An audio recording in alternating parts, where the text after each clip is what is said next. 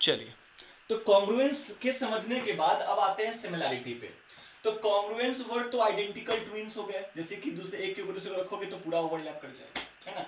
Similar figure बोलते हैं, similar figure में, है ना, कॉन्ग्रुएंस और सिमिलर, कॉन्ग्रुएंस के लिए और सिमिलरिटी के लिए शेप दोनों में से होना चाहिए। यानी कि अगर आपको सिमिलर भी देखना है तो अगर एक फिगर ट्रायंगल है तो दूसरा फिगर भी ट्रायंगल ही होना चाहिए।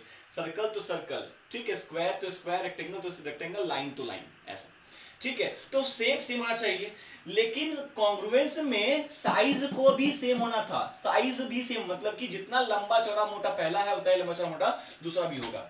लेकिन सिमिलैरिटी में साइज डिफर, साइज सेम नहीं होंगे, साइज सेम भी हो जाएंगे तो भी चलेगा, साइज छोटा भी हो जाएगा एक दूसरे से, मतलब एक छोटा और एक बड़ा हो जाएगा, है ना, तो भी कुछ प्रॉपर्टी जो भी पढ़ने वाले हैं उस प्रॉपर्टी को फॉलो कर रहा है, अगर साइज छोटा बड़ा भी है और अगर वो प्रॉपर्टी फॉलो कर रहा है तो वो दो फिगर क्या हो जाएंगे आपस में सिमिलर। और साइन ऑफ सिमिलरिटी का होता है कुछ ऐसा, कुछ कॉन्ग्रुएंस टाइप ही है, बस खाली इक्वल टू नहीं है, क्यों इक्वल टू नहीं है, क्योंकि छोटा बड़ा हो गया। यहाँ इक्वल टू क्यों है, क्योंकि एकदम सेम, एकदम अलग, एकदम सेम साइज, सब कुछ बराबर, इसलिए इक्वल टू रखा गया। और चूंकि दो फिगर अलग अलग है ना, भले ही वो एक सा दिख रहा है बट है तो अलग अलग, इसलिए यहाँ पे, है ना, इस मतलब सिमिलरिटी के साइन का इस्तेमाल किया गया। तो ये दो फिगर अगर सिमिलर होंगे तो हम ऐसे दिखाएंगे, ठीक है।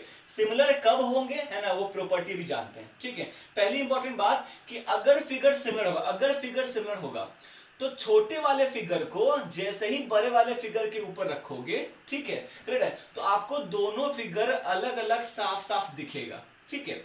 एंड इंपॉर्टेंट कि छोटे वाले फिगर और बड़े वाले फिगर की बाउंड्री के बीच में, है ना, कुछ डिस्टेंस आपको मार्जिन्स दिखेंगे जरूर। यहाँ पे क्या था, मार्जिन्स ही नहीं थे, यहाँ पे डिस्टेंस नहीं था, मतलब सब कुछ ओवरलैप कर गया था, ठीक है, पहले की बाउंड्री दूसरी की बाउंड्री सेम हो गई थी। लेकिन जब सिमिलर फिगर होगा, है ना, मतलब एक छोटा होगा एक बड़ा हो जाएगा, ठीक है, तो वैसे केस में बाउंड्री, दोनों ही फिगर्स की बाउंड्री के बीच में कुछ गैप आपको देखने को मिलेंगे। और ये जो गैप है ना, आप ध्यान से देखो, मैंने फिगर जो बनाया है, ये गैप बिल्कुल, है ना, मतलब बराबर है, जितना गैप आपको यहाँ देखने को मिल रहा उतना ही गैप आपको यहाँ देखने को मिलेगा, उतना ही गैप आपको यहाँ देखने को मिलेगा। मतलब इस बड़े वाले फिगर के इस लेंथ का और छोटे वाले फिगर की इस लेंथ का जो रेशियो होगा, वैसे ही बड़े वाले फिगर के इस लेंथ का छोटे वाले फिगर के इस लेंथ का जो रेशियो होगा, और बड़े वाले फिगर इस लेंथ का और छोटे वाले के इस लेंथ का रेशियो हमेशा बराबर आएगा, रेशियो हमेशा बराबर आएगा। ये बात समझ में आ रही है, ठीक है। इसी बात को सिमिलरिटी के प्रूफ के लिए इस्तेमाल कर लिया कि भाई दो फिगर सिमिलर कब होगा, जब कॉरेस्पॉन्डिंग साइड्स का रेशियो, है ना, रेशियो क्या होगा, must be equal. Two figures are said to be similar when पहला दो कंडीशन क्या, शेप होना चाहिए सेम, पहला कंडीशन शेप तो सेम होना चाहिए, अगर एक ट्रायंगल दूसरा भी ट्रायंगल ही होना चाहिए, पहली कंडीशन। अगर शेप सेम है तो फिर ये कंडीशन, कौन सा कंडीशन, ये दोनों, ठीक है। शेप अगर सेम है तो रेशियो चेक करो, किसका रेशियो चेक करो, कॉरेस्पॉन्डिंग साइड्स का। मैंने बताया कॉरेस्पॉन्डिंग का मतलब बॉटम को आप रेफरेंस मानो, तो बॉटम, अगर पहले का बॉटम तो दूसरे का भी बॉटम, कॉरेस्पॉन्डिंग हो गया।